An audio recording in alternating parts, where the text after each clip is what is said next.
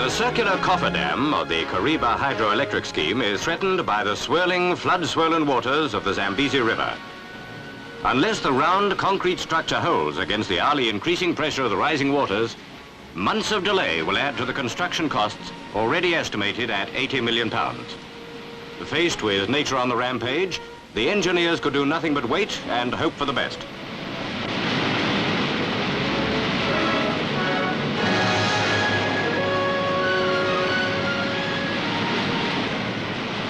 The circular dam was built in midstream and then drained of water so that the foundations of the permanent dam could be made on the riverbed.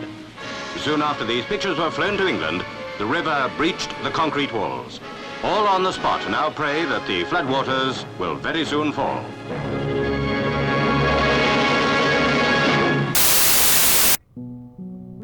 The year was 1956, in the Kariba Gorge between modern-day Zambia and Zimbabwe. The village of Zambezi was about to be entirely displaced by British imperialists so that a dam could be built to supply power to both North and South Rhodesia on either side of the gorge. The villagers, known as the Tanga or Batanga, who had been living peacefully there for centuries, were far less than happy about this, and believed that their god, Nyami Nyami, would do whatever was necessary to stop the dam project in its tracks. The name Kariba Gorge comes from the words Kariva or Karinga, which mean trap, referring to a large rock that extends out of the gorge where the dam was planned to be built. The villagers believed that this was where Nyami Nyami and his wife lived, and feared that the dam would separate him from his wife and enrage him. In 1957, Nyami Nyami took his revenge. The worst flooding on record was reported, destroying much of the dam, washing away equipment, and killing as many as 86 dam workers. Several of the dam workers' bodies were missing after the flood, and after a while of searching, construction management turned to the Tonga people for help.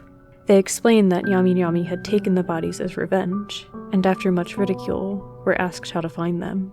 In order to locate them, they sacrificed a black calf and allowed it to float down the river. The next day, the bodies were found where the calf had washed up, and the calf was nowhere to be seen. Though the calf's disappearance could be explained by crocodiles in the river, the reappearance of the bodies remains a mystery to this day. British engineers studied the river and concluded that another flood of that nature would not occur for another 1,000 years, and the construction of the dam was commenced once again.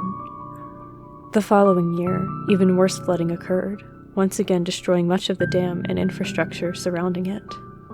By the late 1970s, the dam's construction was finished. It has been controlling the Kariba River and supplying power to the area ever since. As of 2014, the dam has been on the verge of collapse due to its location on unstable ground.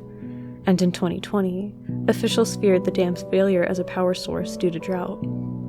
To this day, there are still tremors in the earth, and the Tonga people continue to believe that the dam will one day fall, and Nyami Nyami will be reunited with his wife. The tremors can be explained by the pressure of the water against tectonic plates deep beneath the river's surface. However, it still begs the question if the dam should have ever been constructed in the first place, and if there is a vengeful spirit waiting to reclaim his home.